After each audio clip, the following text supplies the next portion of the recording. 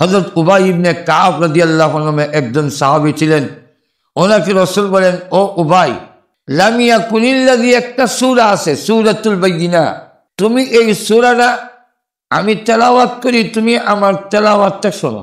হযরত উবাই ইবনে কাব বলেন, হুজুর আমি মাফ চাই। যার কাছে কোরআন আল্লাহ নাজিল করেছেন, যেই নবীর কাছে আল্লাহ কোরআন নাজিল করলেন, যাকে কোরআন স্বয়ং আল্লাহ নিজে শিখাইলেন, ওনার তেলাওয়াত আমি শুনবো, আমি অক্ষম। রাসূল বলেন, যাও, আরে উবাই ইবনে কাব, তুমি আমার তেলাওয়াতটা শোনো। আবার অপারগতা প্রকাশ করলেন। রাসূল আবারও বললেন, এইভাবে 3 বার বলার পরে বললেন, ও উবাই ইবনে কাব, আল্লাহ বলছেন আমি তোমাকে সূরাটা শোনানোর জন্যে। হযরত উবাই ইবনে কাব তখন বলেন, ইয়া রাসূলুল্লাহ, আল্লাহ যে বলছেন সূরাটা আমাকে শোনানোর জন্যে, আল্লাহ কি আমার নাম উচ্চারণ করেছেন? রাসূল বলেন, হ্যাঁ, আল্লাহ তোমার নাম ধরে বলেছেন। হযরত উবাই ইবনে কাব বলেন, আমার জীবন সার্থক, আমার মতো গোলামের নাম আল্লাহ উচ্চারণ করেছেন, আমার জীবন সার্থক যে আল্লাহ হইয়া আমার মতো গোলামের নাম উচ্চারণ করেছেন। কারণ সম্মানী ব্যক্তির নাম উচ্চারণ করলে এটা সম্মান মর্যাদা বাড়ে। এটা আমরা এইভাবে বুঝি। আমাদের দেশের কাউকে যদি বলা হয়, যদি তাকে বলা হয় খালেদা জিয়ার কাছে গেছিলাম আর খালেদা জিয়া তোমার নাম জিজ্ঞেসে যে নসরুল ছিল নি, তখন সে আনন্দে আত্মহারা হয়ে যায়। খালেদা জিয়া আমার নাম লইছে, শেখ হাসিনা আমার নাম লইছে। আর আহকামুল হাকিমিন, আল্লাহ যার নাম উচ্চারণ করেন তার সম্মান বেশি না কম? আল্লাহ সহজে কারোর নাম কোরআনে আনেন না। সাহাবাই কেরামের মধ্যে আবু বকর সিদ্দিক রাদিয়াল্লাহু আনহুর কথা আছে, নাম নাই। উমরের ব্যাপারে অনেক কথা, অনেক বিষয়ে উমরের কথা কোরআনে আছে, কিন্তু নাম আনেন নাই। শুধু একজন সাহাবীর নাম কোরআনে আছে, উনির নাম হল যায়েদ রাদিয়াল্লাহু আনহু। এছাড়া কোনো সাহাবীর নাম আল্লাহ কোরআনে আনেন নাই। কারণ আল্লাহ পাক তার কালামের ভিতরে কারোর নাম আনা, তার নামকে এর অন্তর্ভুক্তি করা, এটা বিরাট একটা সম্মান মর্যাদার বিষয়। এই জন্য সাহাবাই কেরাম যখন শুনতেন যে আল্লাহ ওনার নাম উচ্চারণ করেছেন, তখন আনন্দে আত্মহারা হয়ে যেতেন। যেমন রাসূল করিম সাল্লাল্লাহু আলাইহি ওয়াসাল্লামের চাচাতো ভাই, চাচার ঘরের ভাই, ওনার নাম জাফর ইবনে আবি তালিব। ওনাকে লক্ষ্য করে বলেন, জাফর, তোমার ভিতরে নাকি 4টা গুণ আছে, যে গুণগুলো আল্লাহ পছন্দ করেন। হযরত জাফর রাদিয়াল্লাহু আনহু বলেন, হুজুর গুণগুলো আমার, আপনি জানলেন কিভাবে? রাসূল বলেন, মহান আল্লাহ পাক তোমার গুণগুলো আমাকে জানাই দিয়েছে। তোমার মধ্যে 4টা গুণ যে আছে, এই কথা আল্লাহ আমাকে বলছে। তখন জাফর ইবনে আবি তালিব বলেন, ইয়া রাসূলুল্লাহ, আল্লাহ কি শুধু বলছেন আমার গুণ আছে, কিন্তু আমার নাম বলছেন? আল্লাহু সাম্মানি। রাসূল বলেন, হ্যাঁ, আল্লাহ তোমার নাম ধরে বলেছেন জাফর ইবনে আবি তালিব। হযরত জাফর রাদিয়াল্লাহু আনন্দে আত্মহারা হয়ে গেলেন, আমার জীবন সার্থক, আমার মতো গোলামের নাম দিয়ে আল্লাহ উচ্চারণ করেছে। তো গুণগুলো কি? 4টা গুণ। এর মধ্যে একটা গুণ হইল, জাফর রাদিয়াল্লাহু আনহু বলেন, ওগো নবীজি, যেই 4 গুণ আল্লাহ পছন্দ করেন আমার ভিতরে আছে, এর মধ্যে 1 নম্বর গুণ হইল, আমি ইসলাম গ্রহণ করার আগেও এই মাথা কোনো গায়রুল্লাহর সামনে নত করি নাই। 2 নম্বর গুণ হইল, আমি ইসলাম গ্রহণ করার আগেও জীবনে কোনোদিন মদের গ্লাস আমার হাতে নেই নাই, মুখে লাগাই নাই। 3 নম্বর আমার ভালো গুণ যেটা, সেটা হলো, ও নবী, ইসলাম গ্রহণ করার আগেও আমি জিন্দেগিতে কোনোদিন মিথ্যা কথা বলি নাই। 4 নম্বর আমার গুণ হলো, ও নবী, ইসলাম গ্রহণ করার আগেও বেঈমান কাফের থাকা অবস্থায়ও আমি জিন্দেগিতে কোনোদিন জিনা করি নাই। রাসূল ওনার গুণগুলো শুনে বললেন, জাফর, তোমার তো শুধু গঠনেই আমার সাথে মিল এরকম নয়, এখন থেকে দেখি চরিত্রের দিক থেকেও তোমার সাথে আমার মিল। জাফর রাদিয়াল্লাহু আনহুর গঠন রাসূলের সাথে কিছু মিল ছিল। 3 জন লোক প্রায় দেখতে কাছাকাছি, এর মধ্যে একজনের নাম জাফর, একজনের নাম আমির হামজা, একজন হলেন রাসূল। এই জন্য মেরাজের রজনীতে উম্মে হানির ঘরে এই 3 জন শায়িত ছিলেন। ফেরেশতারা এসে বলেন, এই 3 জনের কোন জনকে নেওয়ার অর্ডার? 3 জনই সুন্দর, 3 জনকে দেখতে পায় কাছাকাছি একরকম লাগে। শেষে জিবরাইল দেখাইয়া দিলেন এই তিনজনের মাঝখানের জন যিনি, উনি হলেন মুহাম্মাদুর রাসূলুল্লাহ সাল্লাল্লাহু আলাইহি ওয়াসাল্লাম। তো রসুলের সাথে গঠনের মিল ছিল। রসুল বলেন, যাহো শুধু গঠনের মিল না, গুণের দিক থেকেও তোমার সাথে আমার মিল। এই 4 গুণ তো আমার। আমি জিন্দিগিতে মিথ্যা কথা বলি নাই, আমি জিন্দিগিতে কোনোদিন গায়রুল্লাহর সামনে মাথা নত করি নাই, আমি জীবনে কোনোদিন ঢিলা করি নাই, আমি জীবনে কোনোদিন মদ পান করি নাই। এই গুণগুলো আমার। তো তোমার এই গুণগুলো আল্লাহ পছন্দ করেন। প্রিয় শ্রোতা, পবিত্র কোরআনের বড় একটি সূরা হচ্ছে সূরাতুল লোকমান। হযরত লোকমান কোনো নবী কিংবা রাসূল ছিলেন না, তিনি ছিলেন একজন জ্ঞানী মানুষ। কিন্তু আল্লাহ রাব্বুল আলামিন কেন লোকমান হাকিমের নাম কোরআনে এনে ওনাকে চির অম্লান করে রেখেছেন, এখন এই সম্পর্কে মাস্টার পয়েন্ট টিপ চ্যানেলে শুনুন গুরুত্বপূর্ণ বয়ান। আলোচনা করেছেন হযরত মাওলানা জুবাইর আহমদ আনসারী। এই সূরা লোকমান এক ব্যক্তির নামে এই সূরার নামকরণ। ব্যক্তির নাম হলো লোকমান। উনি কোন মহান ব্যক্তি যার নামে কোরআনের নামকরণ করা হলো এক সূরার, এবং এই সূরার মাঝখানেও এক জায়গায় লোকমান উল্লেখ করছে। লোকমান হাকিম উনি চূড়ান্ত কথা হলো নবী ছিলেন না, নবী না, অথচ কোরআনের সূরার নামও ওনার নামে, কোরআনের ভিতরে ওনার নাম উল্লেখ করলেন। এত দামি হলেন, এত সম্মানী। আল্লাহর রসুল সাল্লাল্লাহু আলাইহি ওয়াসাল্লাম, এক সাহাবী রসুলের দরবারে, কালো সাহাবী, উনি বসে বসে কাঁদতেছেন। বিশ্বনবী জিজ্ঞাসা করেন, ও সাহাবী, আমার দরবারে বসে বসে তোমার কান্নার কারণটা কি? কেন তুমি কান্দো? ওই সাহাবী বলেন, ইয়া রাসূলুল্লাহ, ইয়া হাবিবাল্লাহ, ওগো নবীজি, আজকে এই পৃথিবীতে থাকার কারণে আমার মতো একজন কালো বিশ্রী, আমি একজন সাধারণ লোক হওয়ার পরেও আপনার দরবারে আপনার সামনে বসার সুযোগ হয়েছে। ও নবীজি, কিয়ামতের ময়দান যেদিন কায়েম হবে, ওই দিন তো আমার মতো সাধারণ লোক, যার কালারের সাথেও নবীর কালারের কোনো মিল নাই, ও নবীজি, যার গঠনের সাথে নবীর গঠনের কোনো মিল নাই, সম্মান মর্যাদার দিক থেকে ও নবীজি আপনি কোথায় আর আমি কোথায়? আজকে বাড়িতে গেলে যখন আপনার কথা স্মরণ হয়, পাগল পাড়া হইয়া আপনার দরবারে হাজির হয়ে মনের সেই দুঃখ বেদনা আপনাকে দেখে আমরা নিবারণ করি। কিন্তু কিয়ামতের কঠিন ময়দানে ও নবীজি আপনাকে যখন পাবো না, তখন ওই দিন আমরা অস্থির হয়ে যাব। আপনার তো কোনো সন্ধান পাবো না, না গঠনের মিল আছে, না রঙের মিল, না ইজ্জত সম্মানের মিল। আল্লাহ নবী তখন বলেন, ও সাহাবী, প্রথমত কালো হওয়ার কারণে নিজেকে এত ছোট মনে করো না। 3 জন কালোকে আল্লাহ পৃথিবীর শ্রেষ্ঠত্ব দান করেছেন। এর মধ্যে একজন হল লোকমান হাকিম। কালো ছিলেন, খাটো ছিলেন, ওনার গঠনও এত সুন্দর নয়, গোলাম ছিলেন, কিন্তু এর পরে আল্লাহ এত সম্মান, এত ইজ্জত দিয়েছেন। হাজার হাজার লোকেরা ওনার কথা শোনার জন্য জমা হয়। হযরত দাউদ আলাইহিস সালাতু ওয়াস সালাম নবী হওয়ার আগ পর্যন্ত ফতোয়ার কাজ করতেন লোকমান হাকিম। এত সার জ্ঞান গর্বমূলক আলোচনা করার মতো তৌফিক আল্লাহ ওনাকে দিয়েছিলেন। সকল জাতি ওনাকে ইজ্জত সম্মান করত। উনি দুনিয়া তো দামি, পরকালে হবে সম্মানী। এই একজন কালো, আরেকজন কালো, গঠন মিল নাই, দেখতেও সুন্দর না, গোলাম ছিল এবং হাসি কৃতদাস হযরত বিলাল রাদিয়াল্লাহু আনহু। যদিও তিনি কালো, আল্লাহ ওনাকে এত সম্মানী করেছেন। নবীজি বলেন, কিয়ামতের দিন আমি যখন উঠে আরোহণ করব, আমার জন্য উট আনা হবে। ওই উঠে আরোহণ করে আমি যখন জান্নাতের দিকে যাব, তখন বিলালকে আহ্বান করা হবে আমার উটের লাগাম ধরার জন্যে।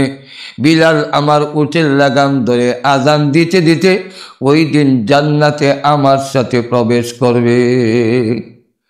তাহলে 2 নম্বর কালো হলো বিলাল। তিন নম্বর একজন হলো হযরত উমর রাদিয়াল্লাহু আনহুর আজাদকৃত গোলাম। দেখতে সুন্দর নয়, বিশ্রী কালো, কিন্তু আল্লাহর নবী বলেন ওই লোকটার নাম, তার নাম মাহজার রাদিয়াল্লাহু আনহু। উনি সর্বপ্রথম ইসলামের শহীদ হয়েছিলেন যুদ্ধের ময়দানে। প্রথম যিনি জিহাদের ময়দানে শাহাদাত বরণ করেছিলেন তিনি হলেন মাহজার রাদিয়াল্লাহু আনহু।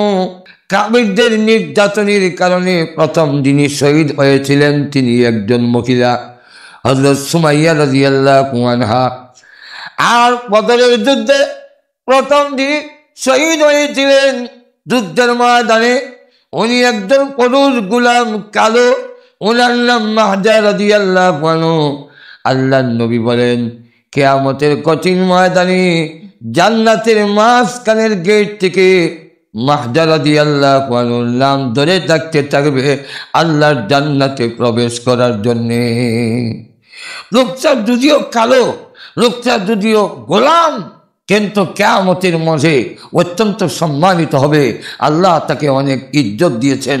এই তিন কালো, তুমি একা শুধু কালো না, তোমার সাথে আরো সম্মানী কালো ব্যক্তি আছেন। এটা হলো প্রথমত। দুই নম্বর হলো কালো হওয়ার কারণে কিয়ামতের মাঝে তোমাকে আমার পাশে আসতে দিবে না, সুন্দর হইলে আসতে দিবে, বিষয়টা এরকম নয়। আপনি কালো হওয়ার কারণে বা নিচু শ্রেণী হওয়ার কারণে, গরিব হওয়ার কারণে কিয়ামতের মাঝে দূরে থাকবেন। ধনী লোকেরা, সুন্দর সুন্দর লোকেরা, বড় বড় আভিজাত্যওয়ালা লোকেরা নবীর কাছে থাকবে, বিষয়টা এরকম নয়। সেখানে কিয়ামতের দিন নবীর কাছে কে থাকবে? আল্লাহর রাসূল বলেন আল মারউ মা মান আহাব্বা, তুমি যাকে ভালোবাসবে তার সাথে তোমার হাসর হবে। তুমি কালো, তুমি গোলাম, তুমি কৃতদাস, তুমি আশি, এই কারণে কিয়ামতের দিন তোমাকে দূরে রাখা হবে এরকম নয়। যদি সত্যিকারভাবে রাসূলকে ভালোবাসতে পারো, যে তত বেশি ভালোবাসবে কিয়ামতের মাঠে হাসরের দিনে সে তত বেশি রাসূলের কাছে যাবে। তো এইভাবে তিনজন কালোকে আল্লাহ শ্রেষ্ঠত্ব দিয়েছিলেন। এর মধ্যে একজনের নাম লোকমান হাকিম। এই লোকমান হাকিম এত দামি যে কোরআনে তার নাম আনলেন হাজার হাজার লোকেরা তাকে ইজ্জত দেয়, তার সম্মান করে, তার কথা মানে এবং তার একটু নসিহতপূর্ণ কথা শোনার জন্যে আল্লাহ রাব্বুল আলামিন এত ইজ্জত দিয়েছেন। হাজার হাজার লোক অনেক দূর থেকে সমবেত হয়। একদিন একটা লোক মাহফিলে দাঁড়িয়ে গেল, দাঁড়িয়ে জিজ্ঞাসা করলো, হযরত একটা কথা আপনার জানতে চাই, প্রশ্ন করার আগ্রহ ভিতরে, কিন্তু সাহস পাই না কিভাবে জিজ্ঞাসা, কিন্তু আবার না কইতালের ভিতরে আমি শান্তিতে বইটাও হাঁটতেছি। বিষয়টা কি? বিষয়টা হলো ঠিক দেখতে আপনার মতো একটা লোক, লোকমান, তার নাম লোকমান, দেখতে আপনার মতোই। সে মাঠে আমার সাথে বকরি চড়াইতো, কিন্তু আজকে আপনি সবচেয়ে সম্মান এবং মর্যাদার আসনে বসা। কারণ পৃথিবীতেও সবচেয়ে মর্যাদা এবং সম্মানের আসনের নাম হইল এলেমের আসন। আলেম একজন যদি এলেম হয়, তার যে এই মর্যাদার যে আসন, এটা রাজা বাদশাহ হয়েও এই মর্যাদা হাসিল করা যায় না। তাহলে লোকমান হাকিম আজকে সবচেয়ে সম্মান ও মর্যাদার আসনে বসা। সাধারণ আমরা যে আলেম তো হইতাম পারছি না, কিন্তু আলেমের লেবাস লাগাইয়া কিছু যে বাদ ধরে রাখছি, এই কারণে আমাদের যে সম্মান, বাংলাদেশের কোনো মন্ত্রী এমপিরও এই মর্যাদা মানুষে দেয় না। কোথাও বুদ্ধি দেয় না, বুঝ দেয় না, এটা আরেক ব্যাপার। একটা মন্ত্রী যদি কোথাও যাওয়ার লাগে, সেখানে আগে কয়েক লাখ টাকা দিতে হয়। এরা যে প্যান্ডেল বানবো, খাওয়া দাওয়া হইব, গরু বইব, সিন্নি খাইব, ইটা লাগে আগে টাকা দেওয়ার লাগে। এরপরে যাওয়ার পরেও আরো কিছু দিয়ে আওয়ার লাগে। আর আমরা যদি কোনো যাই, আধা মাইল দূর থেকে আরো আগমন স্বাগতম, শুভেচ্ছা স্বাগতম যা আছে, কালা গোলাপ, লাল গোলাপ সব গিয়া দিয়ে প্যান্ডেল ওয়ান্ডেল বান্দা, একটাও আমার দেওয়ার লাগে না। ভালো ভালো খাওয়ায়, আবার আইবার সময় উল্টা পকেটা কিছু দেয়, ফ্রিজের মধ্যে 3টা মরও দেয়। ওদের কিচ্ছু দিতারলাম না, মনে কিচ্ছু নিয়েন না, আমরা খোয়া দিই না, গতবার থেকে এবার ভালোই দিচ্ছেন, খারাপ দিবেন না। তো লক্ষ্য করে দেখেন, একদম আলেমের যে সম্মান মর্যাদার যে আসন, এটা একটা প্রেসিডেন্টের মর্যাদার আসন থেকে অনেক উপরে। আমরা লক্ষ্য করে দেখেন যে এই আলেমের মর্যাদার যে আসন, একদম যদি আলেম হয়, এলেমেরা হয়, তার এই সম্মানের মর্যাদার এই আসনটা কোনো সময় মানে যায় না, সম্মান যায় না, এটা অক্ষুণ্ণ থাকে। একজন আল্লাহওয়ালা হয়, একজন এলেমওয়ালা হয়। লক্ষ্য করে দেখেন, বেশি উপরে গিয়া লাভ নাই। সিলেটের মধ্যে সবচেয়ে বড় আলেম ছিলেন মোসাইর সব্বায়মপুরি রহমতুল্লাহ আলাই। উনি এই আলেম হওয়ার কারণে যে সম্মান মর্যাদার আসনটা দখল করেছিলেন, এটা বাংলাদেশের প্রেসিডেন্ট হয়েও এই সম্মান কেউ দখল করতে পারবে না। শেখ বাগা সিলেটের সেইকুল হাদিস আল্লামা গহর করি বড় আলেম হওয়ার কারণে যে সম্মানের মর্যাদা যারা দখল করেছেন, এটা তো উসমানীও গেছে বড় নেতা হইয়া, কিন্তু উসমানী হইয়া কি গহর করির মর্যাদার আসনটা দখল করতে পারছে? এটা পারে না। এক জায়গায় গেছি জামালপুর, ওই যে টাঙ্গাইল জামালপুর মাহফিলে, স্টেজে বসা এক লোক, আমিও শিখছি না, পরবর্তীতে ওয়াদের পরে বেটার দারিদ্রি সাদ হয়ে গেছে, তখন বলতেছে আমি অমুক গহর দাওরা হাদিস করবার সময় আমিও আসলাম। তাই আমি বললাম যে এতক্ষণ পর্যন্ত পরিচয় দিলেন, এখন মানুষের যেইভাবে মুসাফা করে আর যেভাবে আগমন স্বাগতম আপনারা লাগাইছে, এই জায়গাতে আমি কইতাম দিয়ে আপনি আমার সাথী ই সাহস পাই না লেগে কই। তো সম্মান ও মর্যাদার আসনে লোকমানে হাকিম বসা, লোকটা কয় কেমনে কইতাম আপনি বকরির রাহার, এই কথাটা কই কেন? তো লোকমানে হাকিমলে ওই লোকটা কয় আপনাকে যেইভাবে মানুষের সম্মান দিচ্ছে, আর এই মুহূর্তে যে আমি গিয়ে কইতাম আপনি সেই লোকমান যে বকরি রাখছেন, এটাও কইতাম সাহস পাই না, আমার দেখতে আপনি ওই বেলার মতোই লাগে। এই জন্য একটু প্রশ্ন করতে জানতে চাইছিলাম, আমার সাথে যে লোকমান বকরির রাহালি করতো, সেই ব্যক্তিটা কি আপনি? অকৃতজ্ঞ যারা, তারা কিন্তু নিচ থেকে উপরে উঠলে নিচের কথা ভুলে যায়। আবার এমন লোকও আছে অকৃতজ্ঞ দল, কিছু সম্মানী ধন সম্পদ হয়ে গেলে সে যে গরিব ছিল, খাইতে হয়েছে না, এই কথা যদি এখন কন তাহলে আপনারা ঘর থেকে বের করি। ভাই এক মাদ্রাসার সান্দাল লেগে গেছে কি ভাই, আপনি তো আমাদের এলাকার এক সময় তো খুব অভাব অনশন ছিল, আপনার ঘরে খাওয়ানো ছিল না, ভালো করে পোশাক পরতে পারেন নাই, আল্লাহ আজকে আপনাকে শিল্পপতি বানাই মনে করছে এটা পড়লে বেশি দিব, এর লেগে এটা পড়ে ভাই আল্লাহ আপনার আজকে কত ইজ্জত দিছে, শিল্পপতি বানাইছে, তাই আমরা মসজিদ অথবা মাদ্রাসা লেগে একটু সাহায্য লেগে আসলাম। তখন বেলা সেটটা খাওয়ার বদলের কথা চাও খাওয়াইছে না, ভাইয়া সান্দেহ দিছে না, বের করে দিছে, আপনারা আমার ইজ্জত নষ্ট করেছেন, আমরা কোন সময় গরিব আসলাম, আমার বাপ দাদার আমল থেকে আমরা সবজি।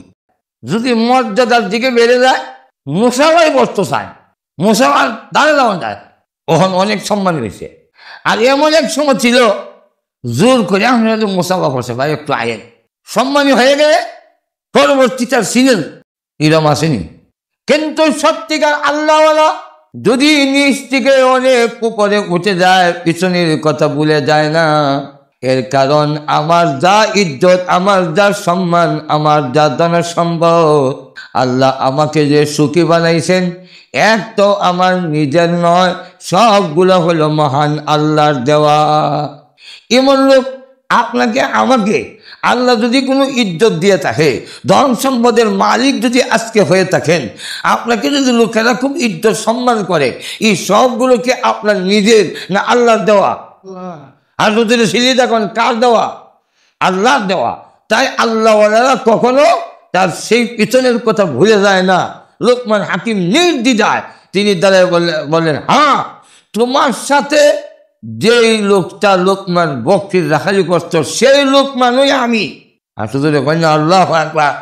লুকমান হাকিম 9টি মানবীয় গুণের কারণে আল্লাহর কাছে সম্মানিত মানুষ হিসেবে অধিষ্ঠিত হয়েছেন। যে গুণগুলো যে কোনো মানুষের মধ্যে থাকলে সেও লুকমান হাকিমের মতো আল্লাহর প্রিয় বান্দা হতে পারবে। প্রিয় শ্রোতা, এখন মাস্টার পয়েন্ট টিউব চ্যানেলে শুনুন সেই 9টি গুণ সম্পর্কে।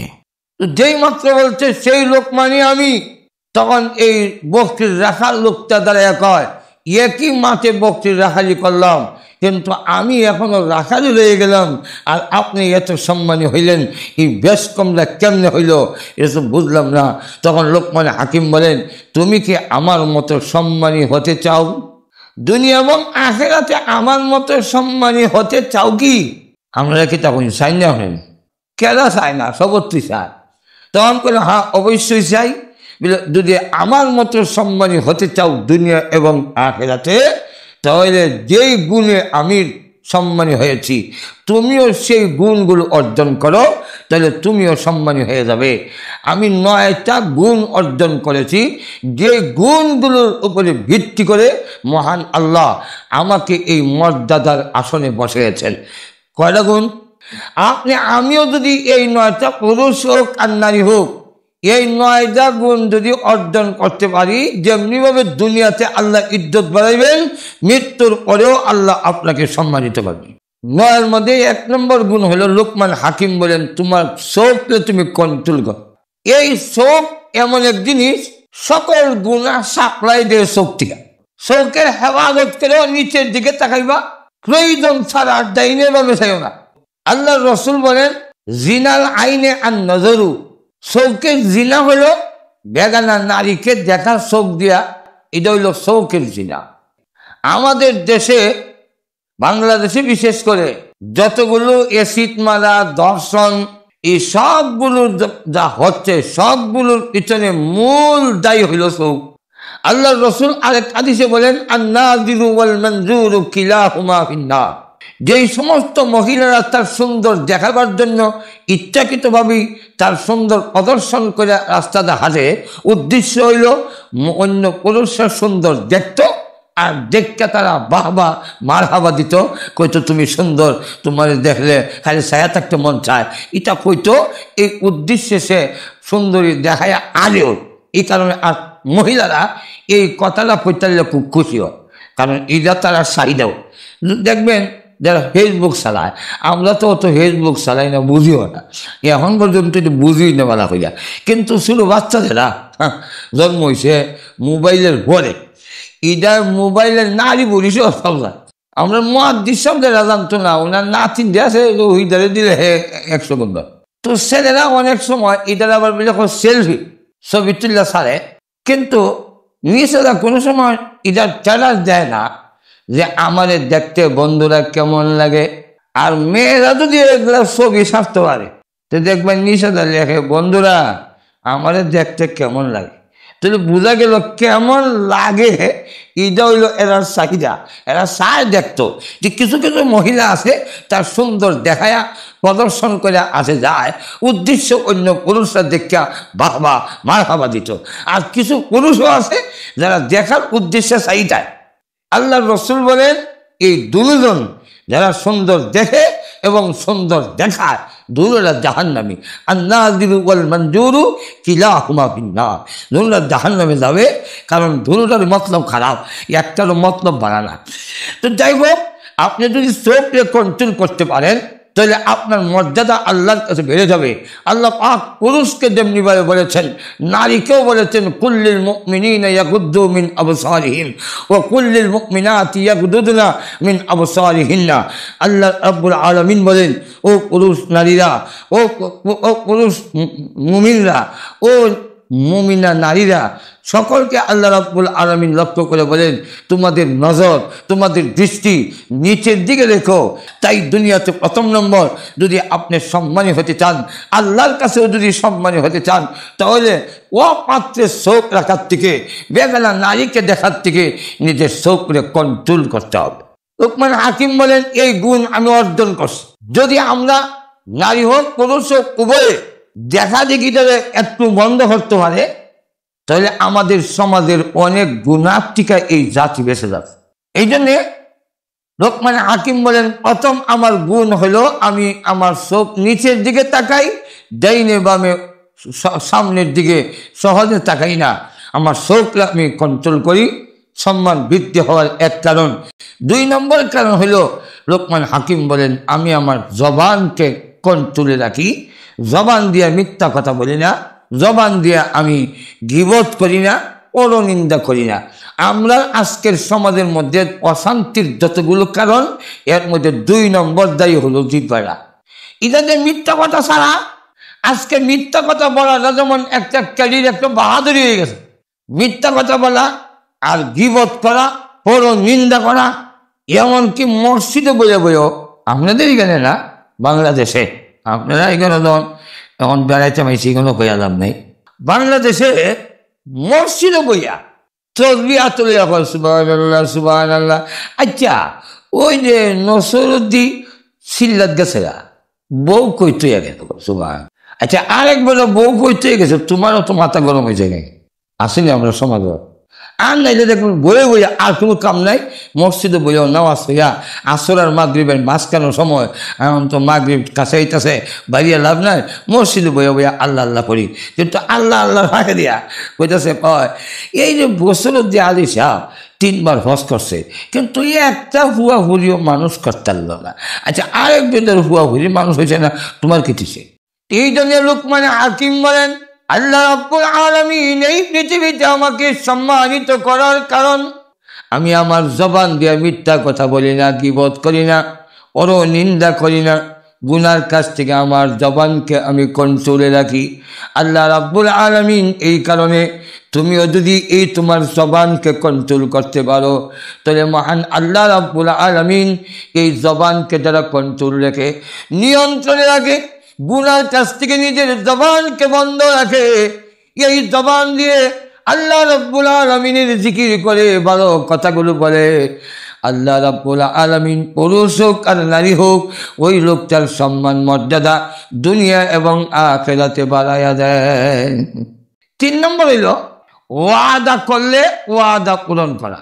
আজকে আমাদের রাষ্ট্র থেকে ধরে দেশের জনগণ পর্যন্ত ওয়াদা করলে ওয়াদা পূরণ করার কোনো গুরুত্বই দেয়। নেতারা কইলে আপনারা ওয়াদা করছিলেন এখন করেন না, এটা পলিটিক্যাল ওয়াদা। কি ওয়াদা?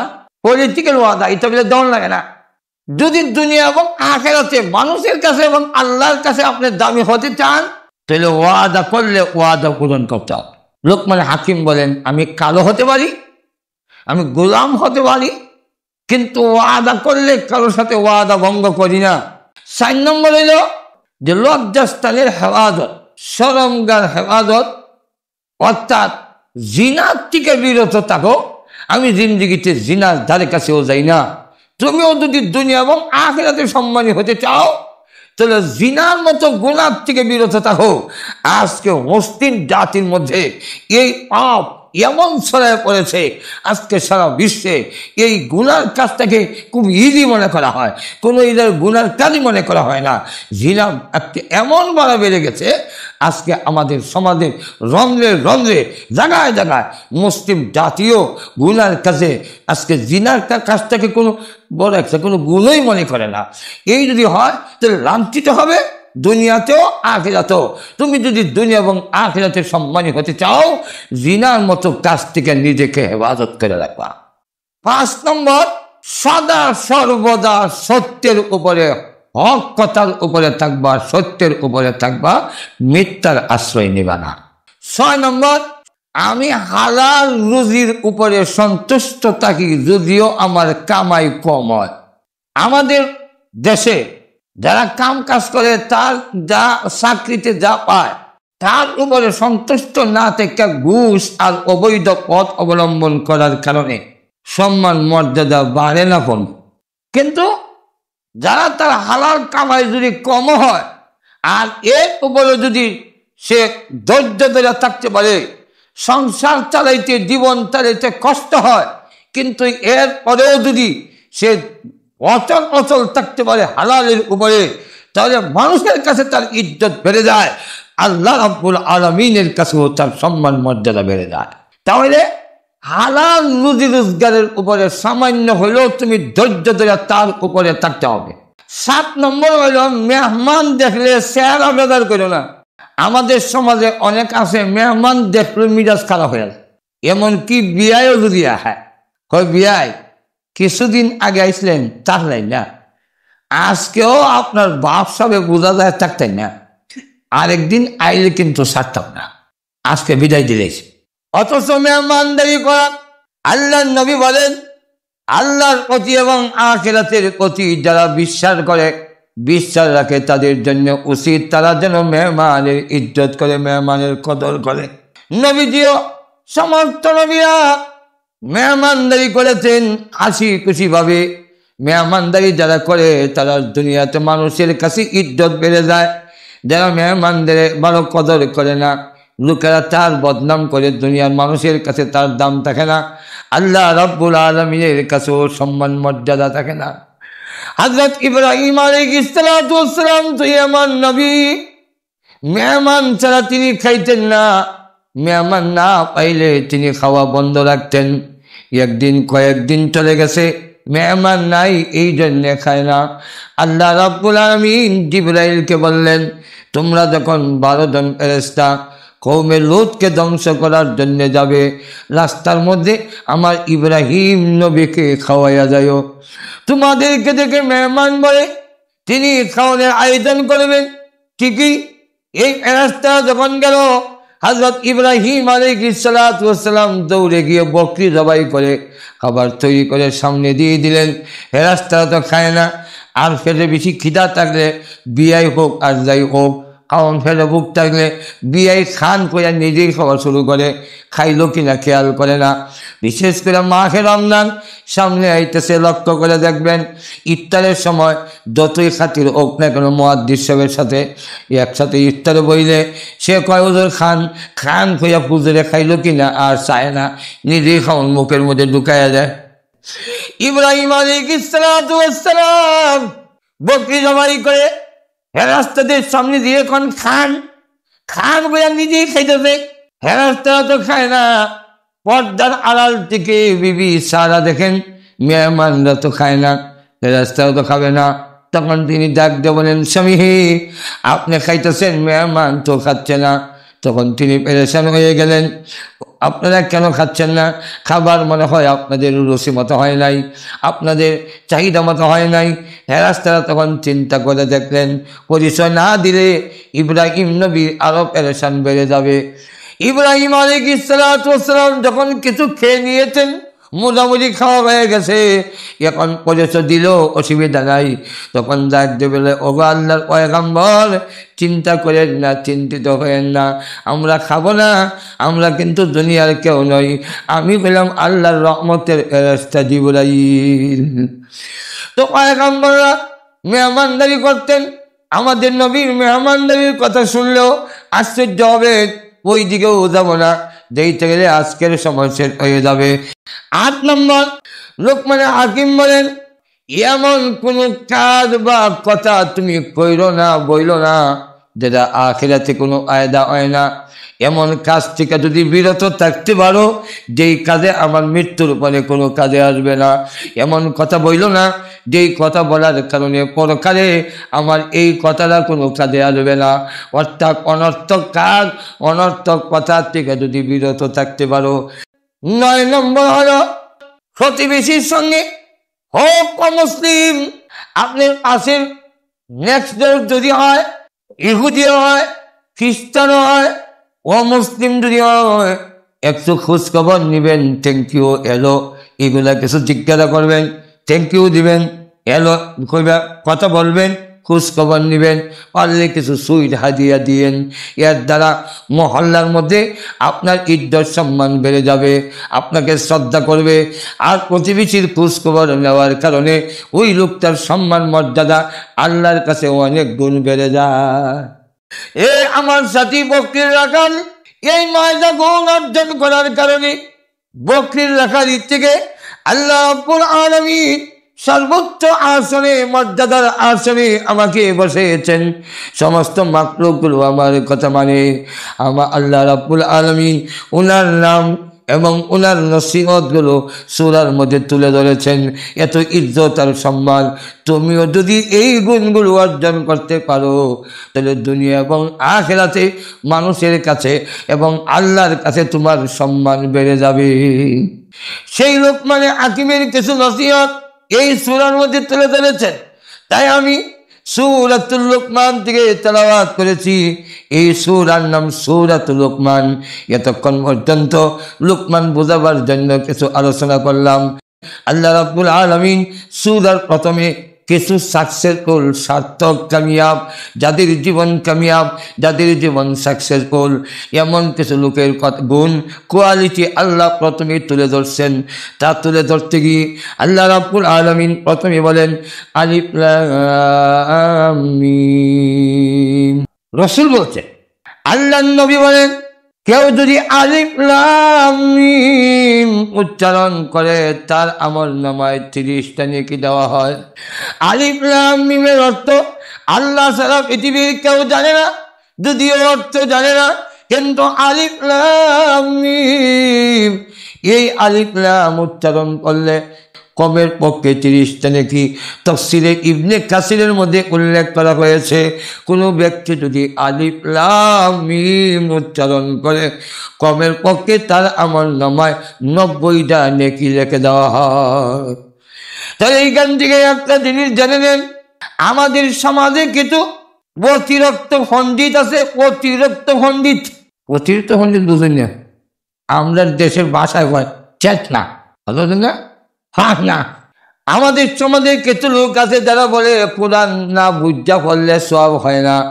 এমন কিছু লোক আসেনি, কোরআন বলে বুঝা পড়তে, না বুঝা পড়লে সব হয় না। তুতা ফাঁকির মতো খালি পড়লেই সব হবে না। আল্লাহর কসম, এটা একটা অবান্তর কথা। আল্লাহর জমিনে 30 পড়া কোরআন বুঝা পড়ার মতো লোক 100% লোক সম্ভব না, হবে না। আর সুযোগ হবে না কি? আমি তো হতাম। 30 পড়া কোরআনের অর্থ বুঝা হরণ সবার পক্ষে কঠিন বিষয়। কিছু কিছু লোকে পারবে, সবে পারবে না। কিন্তু আল্লাহ পাক সকলকে বঞ্চিত করবেন না। কোরআন একমাত্র কিতাব, কোরআন একমাত্র কালাম, যে কালাম বুঝেন আর না বুঝেন, বুঝতে পারলে আলহামদুলিল্লাহ ভালো, কিন্তু না বুঝলেও কোরআন শরীফ যদি কেউ তেলাওয়াত করে সওয়াব থেকে আল্লাহ বঞ্চিত করেন না। এটা আমার কথা না। নবীজি বলেন, কোরআনটাই ওই কিতাব, যেই কিতাব কেউ যদি একটা অক্ষর পড়ে তাহলে তাকে 10টা নেকি দেওয়া হয়। তাহলে আলিফ লাম মিম, নবীজি বলেন আলিফ হারফুন ওয়াল লাম হারফুন ওয়া মিম হারফুন। আলিফ একটা হরফ, লাম একটা হরফ, মিম আরেকটা হরফ। তাই একটা হরফে যদি অন্য হাদিসে উল্লেখ করা হয়েছে, একটা হরফ যদি কোনো বান্দা বান্দি উচ্চারণ করে আমার নামায় কয়টা নেকি লেখা হয়? একটা হলে কটা? 10টা। 3টা হলে 30টা। এই জন্য আল্লাহ নবী বলেন, আমি কথা বলি না আলিফ লাম মিম বলে 1 অক্ষর, রাসূল বলেন আলিফ 1 অক্ষর, লাম 1 অক্ষর, মিম 1 অক্ষর। তাই নবীজি বলেন আলিফ লাম মিম যদি উচ্চারণ করে নবীজির কথা অনুযায়ী 30টা নেকি পাওয়া যায়। তাহলে যেই লোক বলে না বুঝা পড়লে সব হয় না, এটা হইল হাক নানি, শুধু এখন এদিকে পাক না। এই জন্য ভাই আমার আলিফ লাম মিম এর আসল অর্থ আল্লাহ ছাড়া কেউ জানে না। কুরআন শরীফের অনেক আয়াত আছে যার অর্থ আল্লাহ ছাড়া পৃথিবীর কেউ জানে না। সমস্ত তাফসীরের কিতাবে লেখছেন আল্লাহু আ'লামু বিমুরাদিহি, এর আসল অর্থ আল্লাহ ছাড়া কেউ জানে না। অথচ আলিফ লাম মিম, আলিফ লাম মিম রা, আলিফ লাম মিম সাদ, হা মিম আইন সিন কাফ, কাফ আয়া আইন সাদ, এই অক্ষরগুলো পড়লে সব পাওয়া যায়। কোরআন শরীফ একমাত্র কালাম যা পড়লে সব হয়, দেখলেও সব হয়, শুনলেও সব হয়। পড়লে যেই পরিমাণ সওয়াব, কেউ যদি ওই কোরআন শরীফ মনোযোগ দিয়ে শুনে তার আমল নামায়ও সমান সওয়াব দেওয়া হয়। তাই আল্লাহ রাব্বুল আলামিন জানিয়ে দিয়েছেন আলিফ লাম মিম তিলকা আয়াতুল কিতাবিল হাকিম। এই আয়াতগুলো ওই কিতাবের, যেই কিতাব হলো আল কিতাবুল হাকিম, যেই কিতাব হলো হাকিম, যেই কিতাব হাকিমের ব্যাখ্যা। 3টা ব্যাখ্যা রেখেছেন মুফাসসিরিনে কেরাম। কুরআন শরীফ ওই কিতাব, যেই কিতাব হাকিম। হাকিম মানে 1 নম্বর ব্যাখ্যা হলো এমন প্রজ্ঞাময়, এমন বিজ্ঞানময়। এই কোরআন শরীফের জ্ঞান, মানুষের জ্ঞান যেখানে শেষ হয়ে যায়, আল্লাহর কোরআনের জ্ঞান সেখান থেকে শুরু হয়ে যায়। শুধু তা না, লক্ষ্য করে দেখেন দুনিয়ার জ্ঞান ও বিজ্ঞান যত জ্ঞান বিজ্ঞান অর্জন করুক না কেন, মানুষের জ্ঞান মেধা যেখানে শেষ হয়, কোরআন শরীফ গিয়া দেখে এর আগে মানুষের জ্ঞানের অনেক আগে পৌঁছে গিয়েছে। তাই হাকিমের একটা ব্যাখ্যা হলো কোরআন বিজ্ঞানময়। কোরআন বিজ্ঞানময় আজ পর্যন্ত বিজ্ঞানের সাথে কোনো সাংঘর্ষিক নাই। বিজ্ঞান নিয়ে যারাই রিচার্জ করে, কোরআন নিয়ে আর বিজ্ঞান নিয়ে রিচার্জ করতে গিয়া আমাদের ডক্টর মরিস বুখাইলি, তৌরাত, ইনজিল, বাইবেল এগুলার বিজ্ঞানের সাথে মিলাইয়া কোনো অস্তিত্বই পায় না। কিন্তু কোরআনের কাছে এসে মিলাইয়া দেখে কোরআন বিজ্ঞান সম্মত। একটাও কোরআনের সাথে বিজ্ঞানের কোনো সংঘর্ষ নাই, বরং বিজ্ঞান কোরআনের আরো জ্ঞানকে সম্প্রসারিত করে। বিজ্ঞান যত অগ্রসর হইতেছে, বিজ্ঞান যত আগাইতেছে, কোরআনের ব্যাখ্যা তত আরো সুস্পষ্ট হয়ে উঠে। কোরআনের সাথে সংঘর্ষ নয়। আল্লাহ রাব্বুল আলামিন জানিয়ে দিয়েছেন, হাকিম এর অর্থ হলো একটা হলো প্রজ্ঞাময়, জ্ঞানময়, বিজ্ঞানময়। 2 নম্বর ব্যাখ্যা হলো, হাকিমের 2 নম্বর ব্যাখ্যা হলো নির্ভুল। আকাশের নিচে জমিনের উপরে নির্ভুল কোনো লেখা নাই, নির্ভুল কোনো বই নাই, কিন্তু একমাত্র আল্লাহর কোরআন। আল্লাহ চ্যালেঞ্জ করে বলেন, আমার কোরআনে কোনো ভুল নাই, কিয়ামত পর্যন্ত টাইম দিলাম, সকলে মিলেও আমার কোরআনে একটা ভুল ধরতে পারবে না। আজও যদি প্রশ্ন করা হয়, এই বিজ্ঞানের যুগে কোরআন ছাড়া তার সমাধান দেওয়া সম্ভব নয়। যদি জিজ্ঞাসা করেন ডিম আগে না মুরগি আগে, বুঝছেন, ইগনের দলাদলি শুরু গেছে। যদি বলেন ডিম আগে, ডিম করতে গাইছে, মুরগির থেকে, তাহলে মুরগি আগে।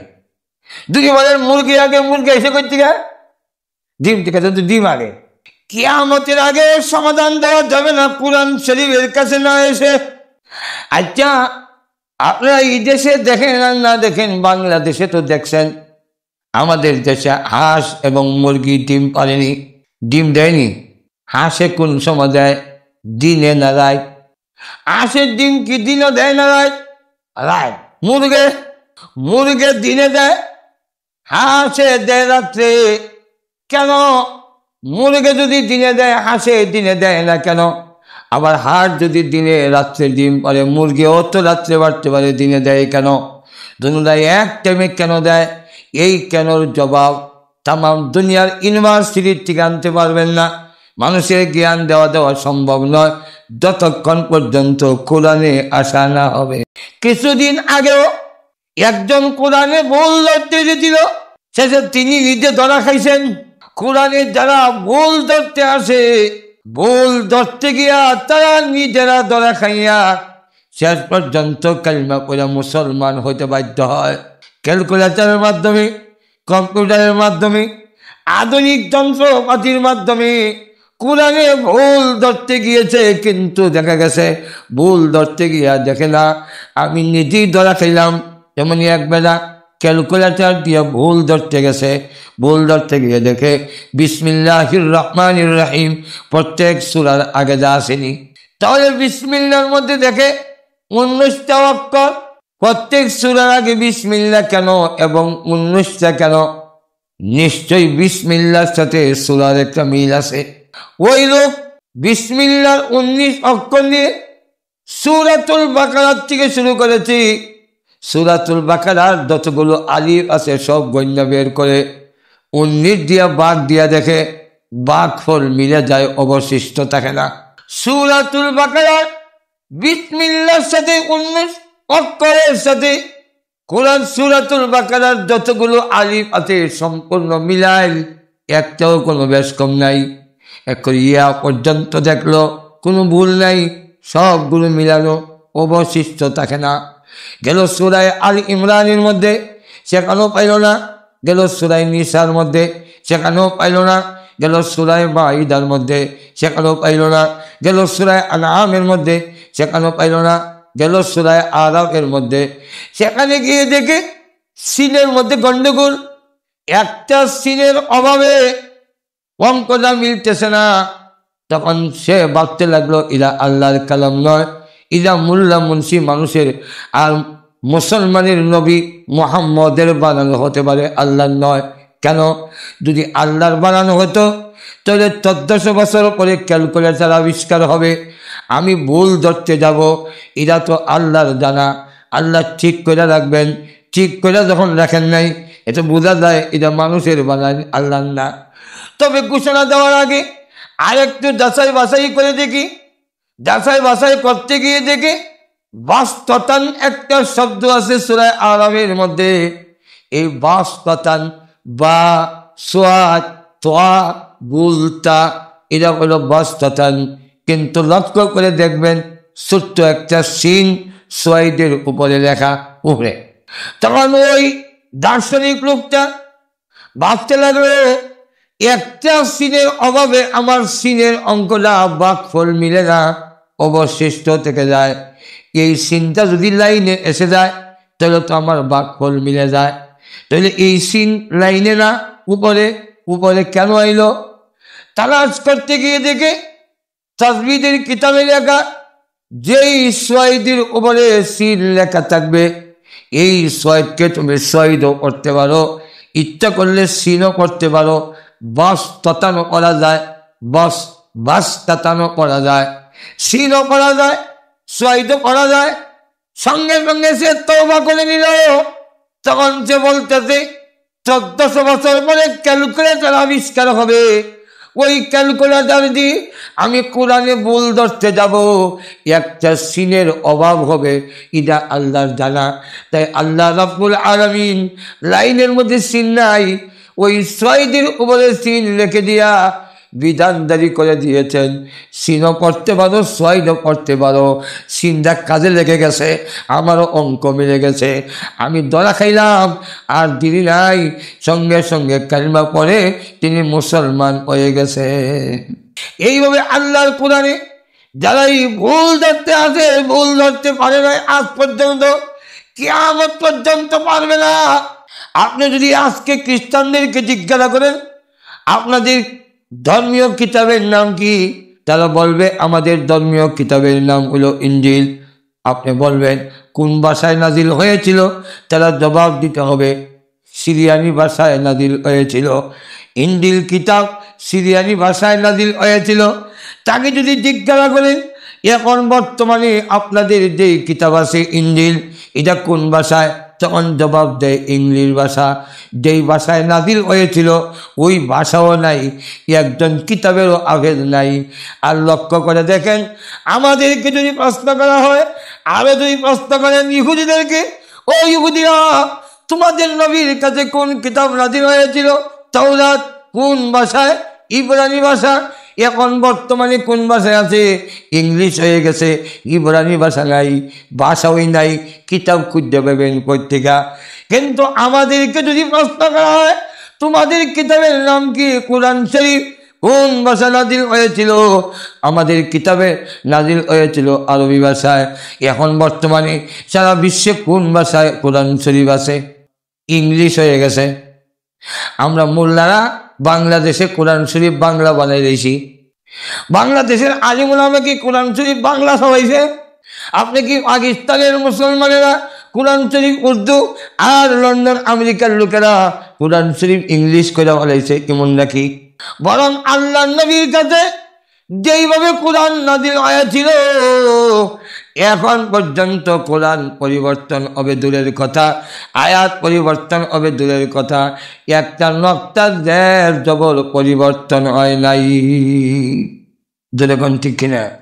এই জন্য লক্ষ্য করে দেখে সারা বিশ্বে যদি আপনি চ্যালেঞ্জ করেন যে তাওরাত কিতাবের একজন আবেদ বের করে দেন, না একজন আবেদ নাই। আপনি যদি প্রশ্ন করেন ভাইয়া যে একজন ইনজিল কিতাবের আবেদ বের করে দেন, না একজনও পারবে না। হিন্দুদেরকে যদি বলেন তোমাদের ধর্মগ্রন্থে একজন আবেদে কোরআন বের করে দেন, তাহলে বলবে না। কিন্তু লক্ষ্য করে দেখেন আমাদেরকে যদি বলা হয় তোমাদের কোরআনে আবেদ বের করে দাও, 1000 বের করে দাও, 1000 কেন, 1 লক্ষ কেন, 1 কোটিও যদি বলা হয়, সারা বিশ্বে দেখা যাবে 1 কোটির উপরে লোকও আছে যারা কোরআনের প্রথম থেকে নিয়ে শেষ পর্যন্ত কোরআন মুখস্থ শোনায় দিতে পারে। কোরআন শরীফের আবেদকে মেরে ফেললে কোরআনের একটি জবর নক্তাও পরিবর্তন হবে না। তাই আল্লাহ রাব্বুল আলামিন বলেন তিলকা আয়াতুল কিতাবিল হাকিম, এই আয়াতগুলো ওই কিতাবে, যেই কিতাব হলো হাকিম, যেই কিতাব নির্ভুল, যার মধ্যে কোনো ভুল নাই। কিছুদিন আগে এক পাখি প্রধান অনুষ্ঠানের মধ্যে আফগানিস্তানে 100 উপরে হাফেজে কোরআন যারা হাফেজ হয়েছিল মাথায় পাগড়ি দেওয়া হবে, সেখানে বোমা ছেড়ে দিয়া 100 জনের উপরে এই মাসুম বাচ্চাগুলোকে হত্যা করে ফেললো। তারা যদি মনে করে 100 জন আবেদে কোরআন ছেলেকে হত্যা করলে কোরআন শেষ হয়ে যাবে, না, আমরা চ্যালেঞ্জ করে বলতে পারি বরং তোমরা যদি 100 জন মেরে থাকো, আমরা বড় আরো অঙ্গীকার করেছি এক একজনের বিনিময় তোমরা 100 জন শহীদ করেছ, আর আমরা এক একজনের বিনিময় 100 জন কইরা কয়েক হাজার আবেদে কোরআন আগামী বৎসরের ভিতরে বের হয়ে যাবে। 3 নম্বর ব্যাখ্যা হলো আল মজবুত। আল হাকিমের অর্থ হলো আল মজবুত, এত মজবুত এত শক্তিশালী, তার একটা নকটা নিচের থেকে উপরে উঠাইবার মতো ক্ষমতা পৃথিবীর কারো নাই। তাই এখন লক্ষ্য করেন তিলকা আয়াতুল কিতাবিল হাকিম। এরপরে আল্লাহ কোরআনের গুণ তুলে ধরেছেন হুদাউ ওয়া রাহমাতাল লিল মুহসিনিন। কোরআন শরীফ হলো পথ প্রদর্শক, রাস্তা দেখানেওয়ালা। কোরআন শরীফ ওই কিতাব, যেই কিতাব একমাত্র কিতাব আপনাকে সঠিক পথ দেখাবে, সত্যিকারের মানবতার পথ দেখাতে পারে কোরআন। কোরআন ছাড়া যত শিক্ষা আছে সকল শিক্ষায় মানুষকে মানুষ বানাইতে পারে না, কোরআন আপনাকে সত্যিকারের মানুষ বানাইয়া দেয়। কোরআন যদি আপনাকে সঠিক রাস্তা দেখাইয়া দেয় দুনিয়াতেও মৃত্যুর পরেও, একমাত্র কোরআনই আপনাকে জান্নাত পর্যন্ত পৌঁছাইতে পারে। কোরআন ছাড়া জান্নাতে পৌঁছাইবার আর কোনো কিতাব নাই। আছে কিন্তু কোরআন যদি আপনি পৃথিবীর থেকে বিদায় হওয়ার পরে কবরের জগতে যাওয়ার পরে গিয়ে দেখবেন আল কোরআন ইনদা সিগি, কোরআন আপনার মাথার কাছে যুবকের সুরত ধরে বসে আছে, অথবা অন্য বর্ণনায় একটা পক্ষীর সুরত ধরে আপনার বুকের উপরে বসে 2টা ডানা প্রহস্ত করে বলতে থাকবে ভয় করো না, কবরের পার একত্রিত হতে দেওয়া হবে না। আপনি তখন বলবেন কে তুমি, কিভাবে কবরের চাপগুলো প্রতিহত করবে? একটা পক্ষী হইয়া এটা কি করে সম্ভব কবরের চাপ তুমি পিড়াইয়া দিবে? তখন ওই পক্ষী ডাক দিয়া কয় না না, চিনতে ভুল করো না, আমি দুনিয়ার কেউ না, আমি আল্লাহর কালাম, আমি আল্লাহর কোরআন তোমার সিনার মধ্যে বসে পড়েছি। কবরের পার আমার গায়ে টাচ করতে পারবে না, আমার গায়ে আঘাত করতে পারবে না। শুনে রাখো, আমি আল্লাহর কাছে দরখাস্ত করব, তোমার মুনকার নাকির সওয়াল জবাবের পরে আমি আল্লাহর কাছে দরখাস্ত করব, তোমার কবর জান্নাতের বাগান না হওয়া পর্যন্ত আমি কোরআন তোমাকে ছেড়ে দিব না। শুধু ইগানি না, কিয়ামতের কঠিন ময়দানে আল্লাহ রাব্বুল আলামিনের কাছে গিয়ে বলবে রাব্বুল আলামিন, এই লোকটার রাহবর ছিলাম, পথ প্রদর্শক ছিলাম আমি, আমাকে তুমি পাঠিয়েছিলে জান্নাতে পৌঁছানোর জন্য, তাই আজকে তোমার আদালতে হাজির করলাম। রাব্বুল আলামিন তাকে জান্নাতে পৌঁছাবার অনুমতি দিয়ে দাও। আল্লাহ যদি বলেন না না, তার নামে অনেক কমপ্লেন আছে, তার বিচার হবে, তারপরে দেখা যাবে। কোরআন তখন আল্লাহর সাথে ঝেড়া করে বলবে তুমি না বলেছ উদাল্লিল মুত্তাকিন, মুত্তাকিনদের জন্য আমি পথ প্রদর্শক, জান্নাতের পথ দেখানেওয়ালা। আয় আল্লাহ তাআলা, আমি তার হাত ধরেছি, অনুমতি দাও জান্নাতে পৌঁছাইয়া দেওয়ার, আর না হয় তুমি বলো আমি তোমার কালাম না। আল্লাহ তখন ডাক দিয়ে বলবে ও কোরআন, তুমি আমার কালাম, আমার ভিতর থেকে বের হয়ে গেছো, আমি তোমাকে অস্বীকার করতে পারি না। আমি আল্লাহ তোমাকে অস্বীকার করব কিভাবে, যেহেতু তুমি আমার ভিতর থেকে বের হয়ে গেছো। কোরআন তখন ডাকতে বলবে প্রভু, তোমার ইজ্জত, তোমার জাতের কসম করে বলি, আমি তাহলে এইবার বলতে চাই তোমার এই বান্দা বান্দির হাত ধরেছি, জান্নাতে না পৌঁছানো পর্যন্ত আমি ছাড়ব না। আল্লাহ তখন ডাকতে বলবেন ওরে কোরআন, আমি আল্লাহ তোমার দরখাস্ত মঞ্জুর করে নিলাম। এই জন্য আল্লাহ কোরআনে বলেন সূরা লুকমানের মধ্যে হুদাউ, কোরআন শরীফ হলো পথ প্রদর্শক, পথ প্রদর্শক হিসেবে করেছি। এরপরে তিন নম্বর গুণ হলো হুদাও ওয়া রাহমাতাল লিল মুহসিনিন, মুমিনদের জন্য এত বড় রহমত এই কোরআন শরীফ, এত বড় রহমত যে কোরআন শরীফ থাকে একবারে সাধারণ একজন লোক থেকে ফেরেশতার চাইতে বেশি দামি বানায়া দেয়। কোরআন শরীফ না থাকলে মানুষ পশুর চাইতে নিচে নেমে যায়। কোরআন শরীফ যদি কারোর সাথে থাকে ওই লোকটা সাধারণ লোক হওয়ার পরেও এমন কোরআন তাকে ফেরেশতার চাইতেও দামি বানায়া দেয়।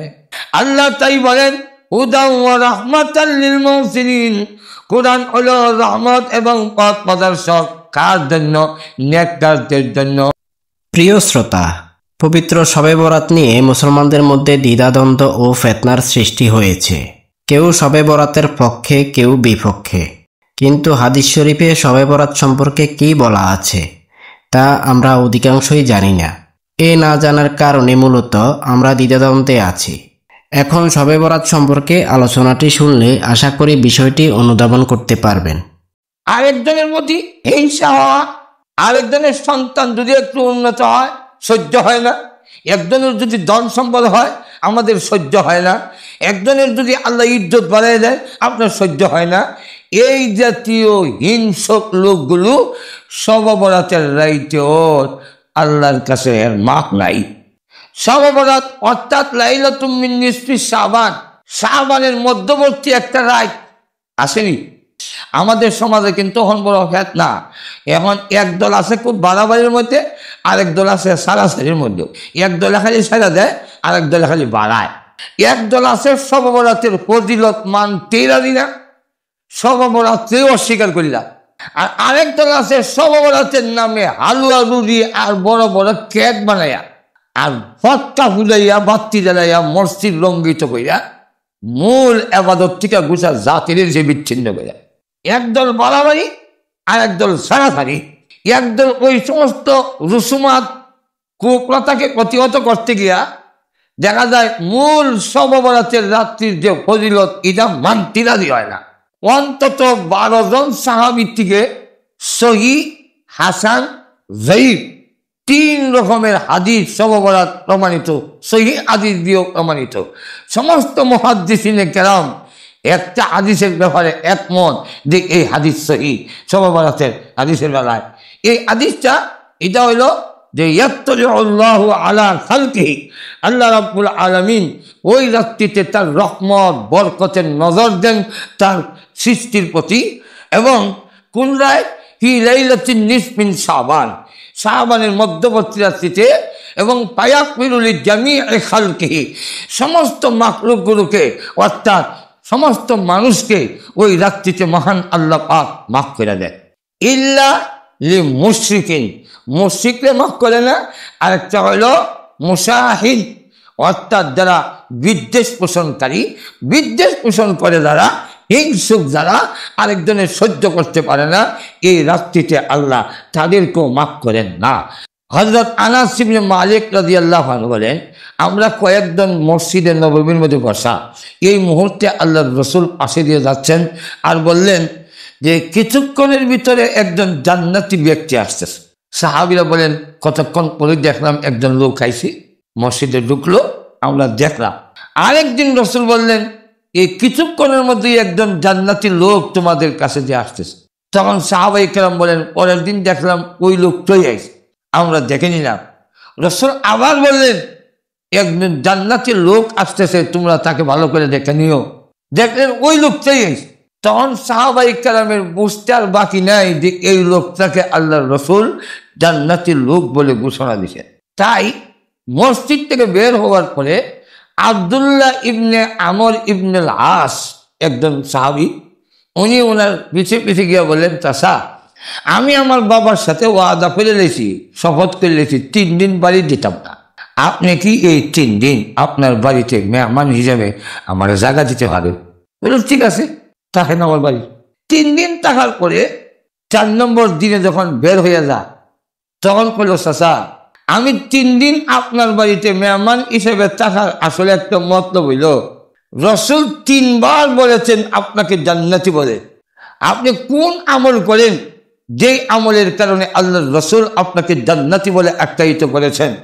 এই জিনিসটা জানার জন্য আমি 3 দিন আপনার ঘরে মেহমান আসলাম, কিন্তু তাকে দেখলাম আমরা যে স্বাভাবিক আমল করি আপনিও এমন স্বাভাবিক আমলই করেন, অতিরিক্ত কোনো আমল আপনার কাছে দেখলাম না, যে আমলে আপনাকে জান্নাতের কোনো আলাদা কোনো বৈশিষ্ট্য দেখলাম না। তা আপনাকে রসুল যে বললেন আপনি জান্নাতি, আপনি কি আমল করেন? তখন তিনি বলতেছেন, যা দেখছেন তাই, এর থেকে বেশি অতিরিক্ত আমার নাই। তো না হলে আল্লাহর রসুল কোন কারণে আপনাকে জান্নাতি বলে আখ্যায়িত করলেন?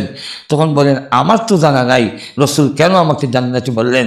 তখন ওই আব্দুল্লাহ ইবনে আমর ইবনে আস যখন চলে যাচ্ছেন, ডাক দিয়ে আবার বলল, শোনো, আমার কাছে 2টা গুণ আছে, হয়তো এই গুণের কারণেই রসুল আমাকে জান্নাতি বলেছেন।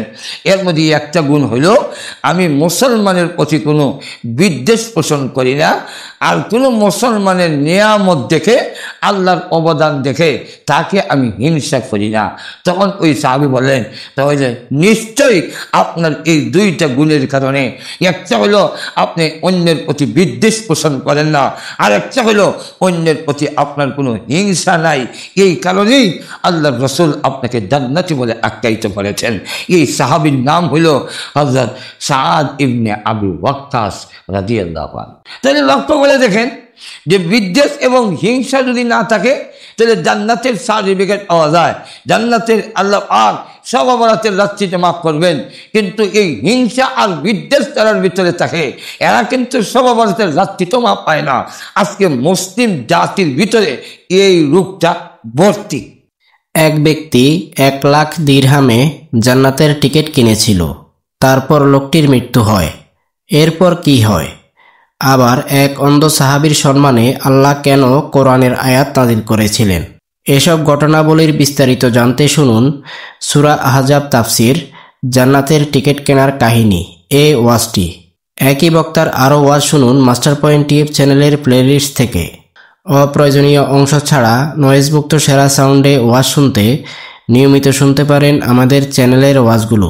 পরবর্তী ওয়াজের নোটিফিকেশন পেতে চ্যানেলটি সাবস্ক্রাইব করে বেল আইকনটি প্রেস করে রাখুন। ভালো থাকুন, সুস্থ থাকুন। আসসালামু আলাইকুম।